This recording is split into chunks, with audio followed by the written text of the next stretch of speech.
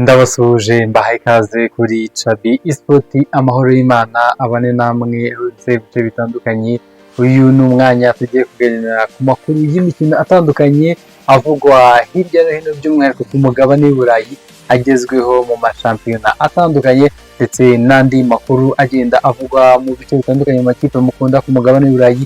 Imikino myinshi itandukanye yakomezaga kuri uyu munsi ku mugabane w'Uburayi, mu gihugu cy'Ubwongereza ndetse no muri Espagne, mu Budage ndetse no mu gihugu cy'Ubutaliyani no mu Bufaransa. Imikino hose yabaye, tugiye kureba hamwe ibyavuye mu mikino itandukanye, siripurize nyinshi, bamwe begukana ibikombe abandi bakomeza kongera ikinyuranyo. Bibutse ko hari imikino ya nyuma isatira imikino isoza sezo, bakaba bagiye no kujya mu karuhuko k'ibyumweru bibiri ka international break, aho amakipe y'ibihugu agiye gukina ku isi atandukanye.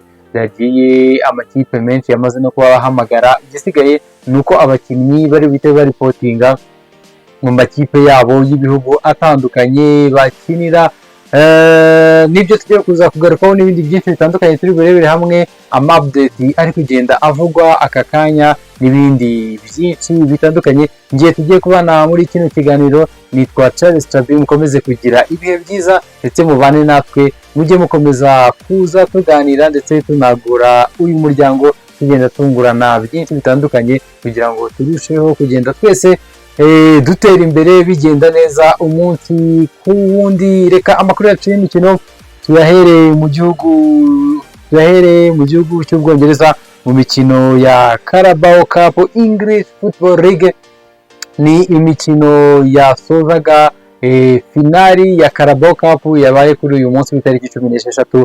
Ikipe ya Liverpool The Cops ikina i Wembley n'ikipe ya Newcastle United. Newcastle United yarigeze kuri finali ya kabiri mu myaka itatu, dore ko n'umwaka wabanjiriza ushize yari yakiniye n'ikipe ya Manchester United ikayitsinda ibitego bibiri byose ku busa. United nibyo bitego yaje kwitsinda kuri iyo finali, itakaza igikombe. Gutyo ni igikombe cyari giteganyijwe gukinirwa n'aya makipe abiri. Umwihariko urimo ni ikipe ya Liverpool ugiye kugikina n'umutoza wayo ugiye kugikina, wari ugiye gukina igikombe cye cya mbere, finale ya mbere n'ikipe ya Liverpool, ndetse n'umutoza Eddie Howe wari ugiye gukina uyu mukino. Harimo akanyamuneza ko abakinnyi be bagera kuri batatu bahamagawe mu ikipe y'igihugu y'Ubwongereza. Ni match yatangiye ku isaha saa 12 n'igice. Ikipe ya Newcastle itangira umukino neza, iza no kubona ibitego bibiri hakiri kare imbere y'ikipe ya Liverpool. Ni igitego cyabonetse ku minota 45. Match irimo irangira igice cya mbere cyatsinzwe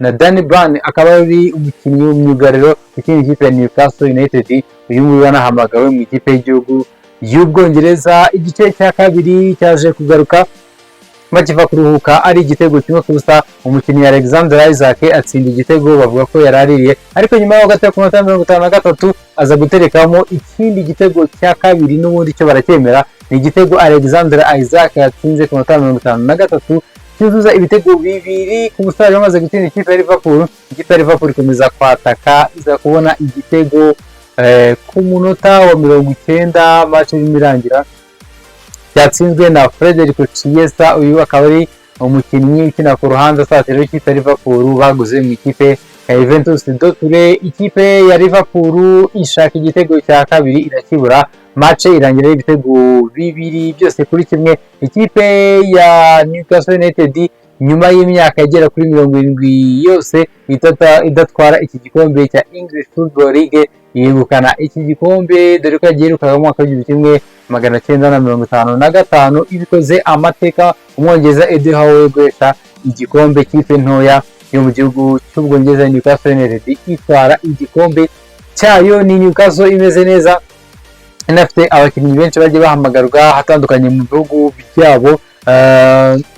Ni Newcastle yaje kwegukana igikombe bitunguranye. Umutoza w'ikipe ya Liverpool nyuma y'umukino yaje kubatangaza ko iki cyumweru ari cyumweru kidasanzwe kuri Liverpool muri rusange. N'ubwa mbere mu mezi agera ku 8-9 amaze mu ikipe ya Liverpool yarakinnye umukino w'imbaraga nyinshi. Ni umukino avugaga ni umukino w'ikipe ya Paris Saint-Germain, ariko avuga ko umukino w'uyu munsi wari ujyanye n'ibijyanye n'ama-adweri. Bivuze ngo ni imipira yo mu kirere yagoye abakinnyi b'ikipe ya Liverpool dore ko ikipe ya Newcastle ifite abakinnyi b'abasore barimo nka ba Joe Wellington n'abakinnyi barimo ba Danny Barnes na Fabian Schär bakina mu mutima wa defense, abakinnyi batandukanye bakina imbere no kuri attaque kugeza kuri Alexandre Isaac, abakinnyi bakomeye bameze neza ku ikipe ya Newcastle, avuga ko ni ibintu bitoroshye bibabayeho muri iki cyumweru gusezererwa muri Champions League, gutsindwa kuri finali y'igikombe. Ni ibintu bigoye kuri Liverpool, igiye kuza ikomeze ifokasinga irebe ko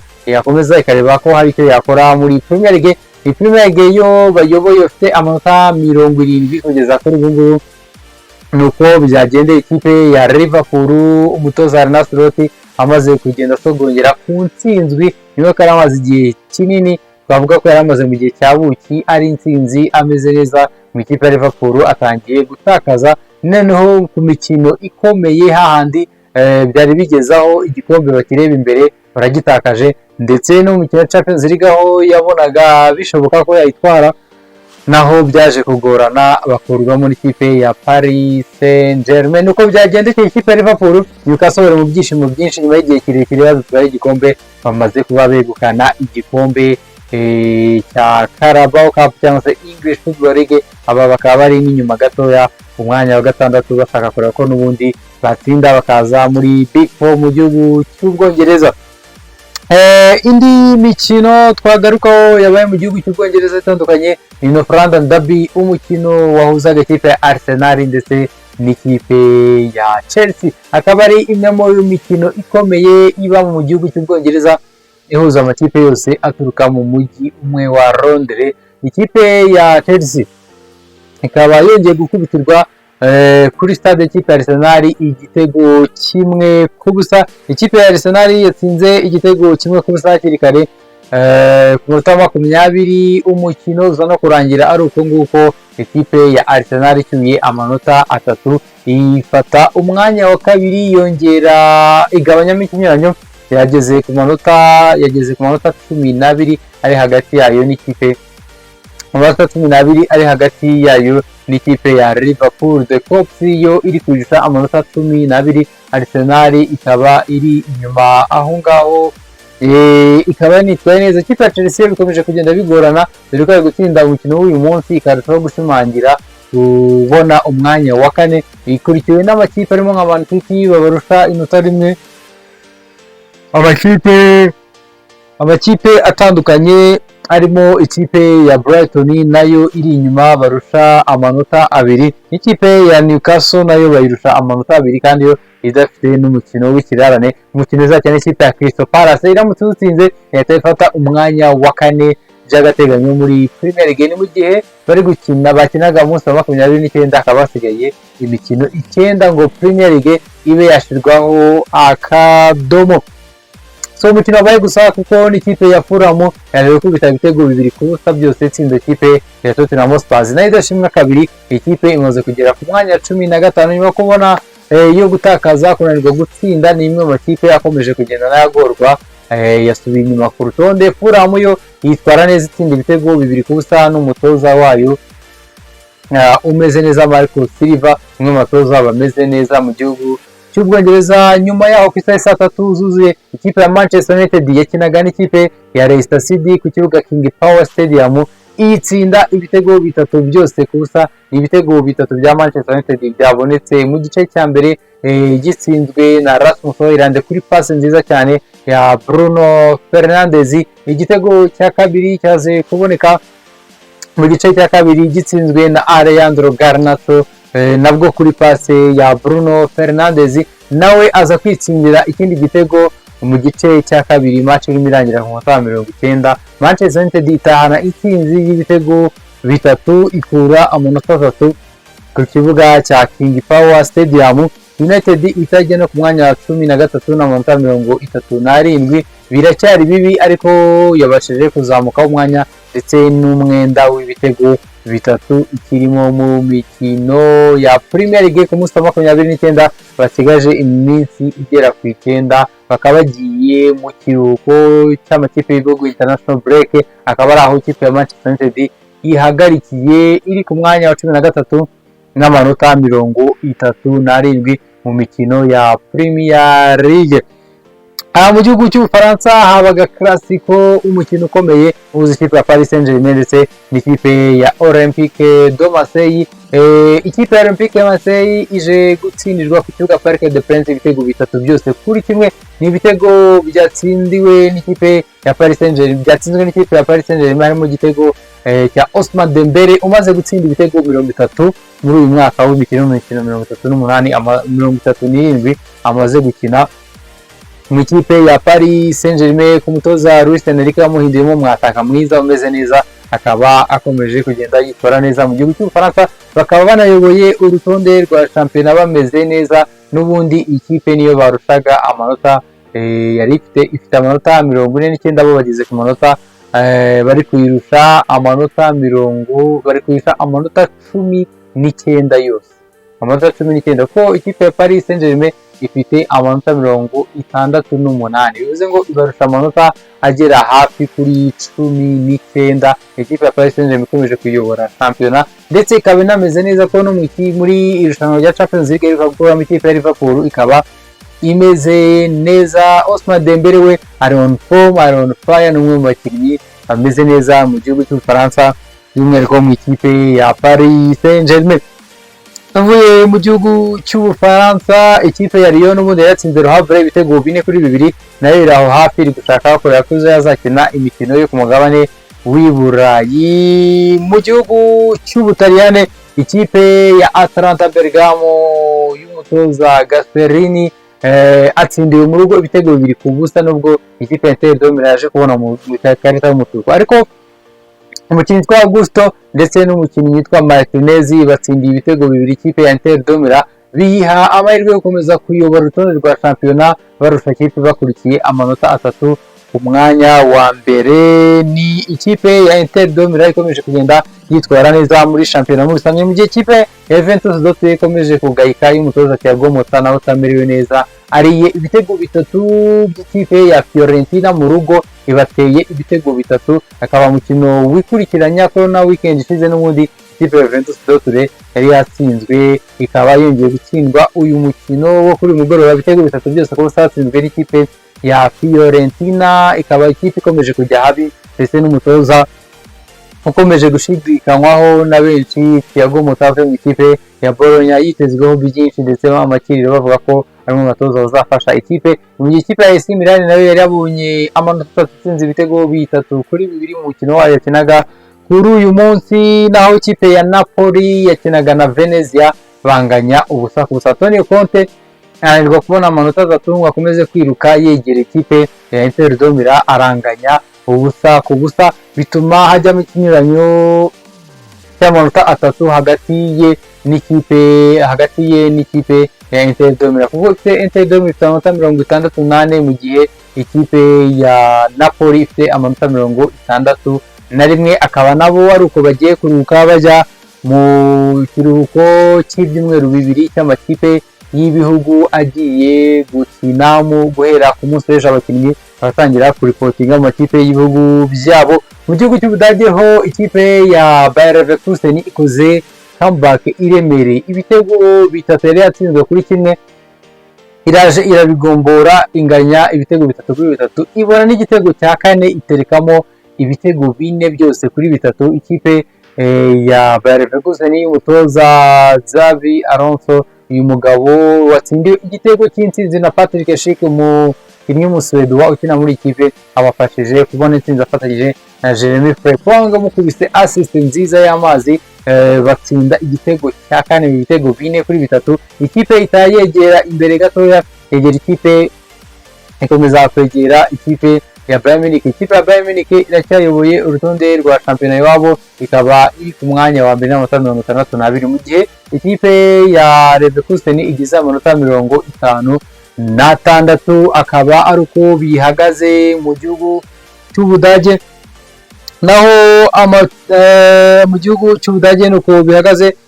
Mu gihugu cya Espagne, ikipe ya FC Barcelona, ikoze nayo comeback iremereye. Barcelona ikubita umuntu ibitego 4 byose ku bitego 2. Ikipe ya Atletico Madrid yari yabanje ku kibuga cyayo ibanza ibitego 2 byari byatsinzwe na Julian Alvarez rutahizamu uri kwitwara neza mu ikipe ya Atletico Madrid, ndetse n'umukinnyi Soros akaba ari rutahizamu ukinira ikipe ya Atletico Madrid. Baranatsinze igitego cya karindwi ikipe ya FC Barcelona, dore ko umwe mu bakinnyi bagenda kuva yagera muri kiriya gihugu agenda abona ibitego mu ikipe ya FC Barcelona. Ikipe ya FC Barcelona, Robert Lewandowski nyuma y'umunota umwe bakibona igitego cya kabiri yahise aterekamo igitego cya mbere cy'ikipe ya FC Barcelona. Uwo bita Ferran Torres aterekamo igitego cyo kwegariza cyo kwishyura, biba ibitego 2-2.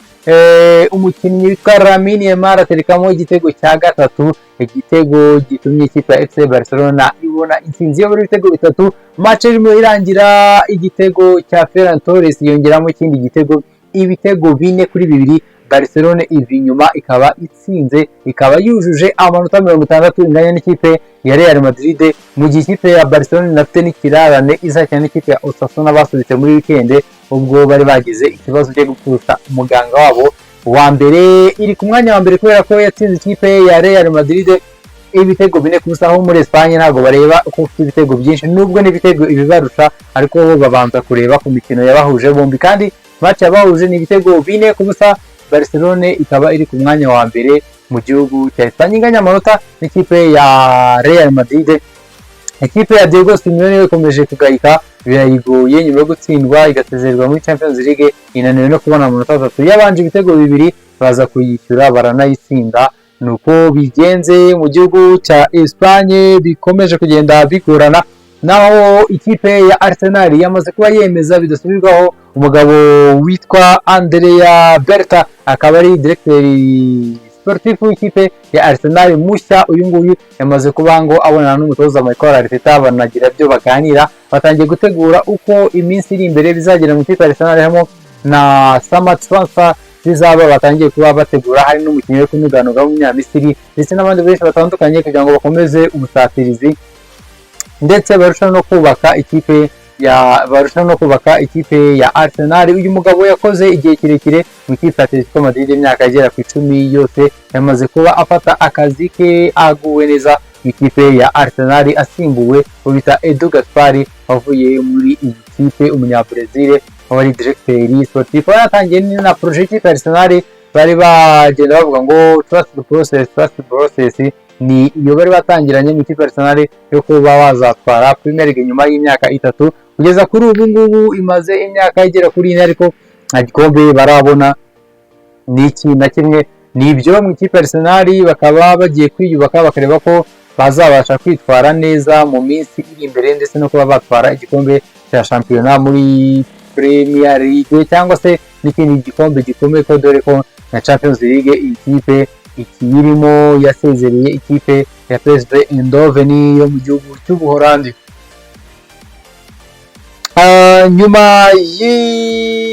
Nyuma ya transfer yo mu ikipe ya Arsenal ivuga kuri uyu directeur sportif, Arsenal ikaba imeze neza, yatsinze match y'uyu munsi, ikomeza kwirukanka nyuma ya Liverpool yirusha amanota 12. Gutegereza twara ko muri imikino 9 hari ikintu kidasanzwe cyazayivamo. Tuvuye ku shampiyona ku mugabane w'i Burayi, mu Rwanda inkuru irebana n'u Rwanda, ikipe y'igihugu y'u Rwanda Amavubi ya handball ikaba yatsinze ibitego 48 ku bitego 31 bya Bulgaria mu mikino Intercontinental U21 Cup. Akaba ari igikombe cyari kiri kubera muri Kosovo, akaba batahukanye umwanya wa gatatu mu ikipe y'igihugu ya handball, batsinze ibitego 48 ku bitego 31 ikipe y'igihugu ya Bulgaria mu mikino ya Intercontinental y'abatarengeje imyaka 21. Akaba ari ikipe ya handball ikomeje kugenda yitwara neza, yitabira imikino itandukanye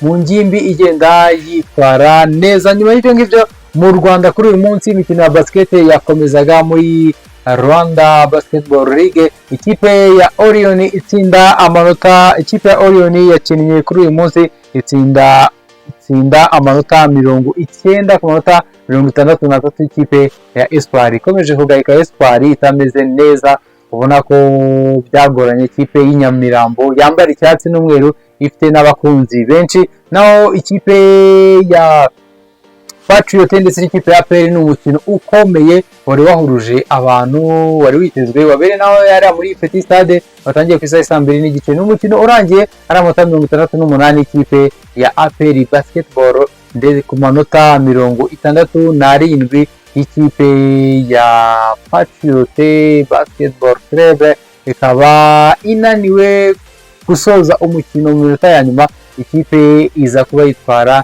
neza ya APR, ikomeza no kugenda iyobora urutonde rwa shampiyona hano mu Rwanda. Ni ikipe ya APR Basketball imeze neza kugeza kuri ubu ngubu. Naho ikipe y'igihugu y'u Rwanda Amavubi batangiye imyitozo yabo. Amavubi kuri uyu munsi umutoza Adera Murusha yatangiza imyitozo ku bakinnyi bahari, birumvikana hatarimo abaprofessionnel bafite imikino muri iyi weekend. Abari bahari bo mu Rwanda bose batangiye imyitozo, harimo na ba Rubanguka Steve babashe kuhagira, ba Buhake Clement nabo bari bahari, na Maxime Wensenzi nabo bari mu batangiye imyitozo. Abandi bo ni abanyarwanda bakina muri Rwanda Premier League, dore ko abenshi imikino yabo yari yabaye ku munsi w'ejo. Uyu munsi nta mikino yabaye, yari gutuma abakinnyi bahamagaye mu kipe y'igihugu bataza kuza kuboneka. Ni ibyo dutegereje kuzareba match izahuza ikipe y'igihugu y'u Rwanda n'ikipe ya Nigeria ku munsi wo kuwa gatanu w'icyumweru gitaha ku itariki 21. Akaba ari ibyo twakitega ku ikipe y'igihugu y'u Rwanda Amavubi iyobowe na Adera Murusha wungirije n'umutoza Eric Nshimiyimana, akaba aribo bazatoza ikipe y'igihugu y'u Rwanda Amavubi mu gihe cy'imyaka 2 iri imbere. Byinshi bitegereje kureba approach cyangwa se imikinire n'imikinishirize y'umutoza mushya w'umunyanigeria uri gutoza ikipe y'igihugu y'u Rwanda, waciye mu makipe atandukanye harimo n'ikipe y'igihugu y'u Burundi ndetse na za Tanzania. Akaba ari umwe mu batoza bafite experience, bazengurutse ndetse bazi n'umupira wa hano hafi mu karere. Dutegereje kureba kuzareba uko azabigenda ndetse n'icyo agiye gukora, dore ko yanahamagaye abakinnyi bamwe mu bayahamagaye bari bamaze iminsi batahamagarwa mu ikipe y'igihugu, harimo nk'aba Jaberi batari baherutse mu ikipe y'igihugu, abakinnyi batandukanye harimo nk'aba Akim Sahabu nabo bagarutse mu ikipe y'igihugu, ba Rafael Ruke nabo ni abakinnyi bitezwe kureba uko bimeze bamaze kugaruka mu ikipe y'igihugu nanone hano y'u Rwanda Amavubi. Abandi bakinnyi bazaza muri iki cyumweru bitegura match bafitanye n'ikipe ya Nigeria ku munsi wo kuwa gatanu ku itariki 21. Nyuma yo ku itariki 25 u Rwanda ruzahita rucekerana n'ikipe ya Lesotho. Ni match zombi zose zizabera hano mu Rwanda kuri Stade National i Remera ku Mahoro. Nibyo niko bihagaze mu mikino. Ibindi reka tuzarebe ku munsi w'ejo uko bizaba bihagaze muri byinshi bitandukanye tuzabera hamwe. Mwakoze kubana natwe, mukomeze kugira ibihe byiza. Ngiye na Richard Stabi, ijoro ryiza, Nyagasani abarinde. Hasta la vista, shalom shalom.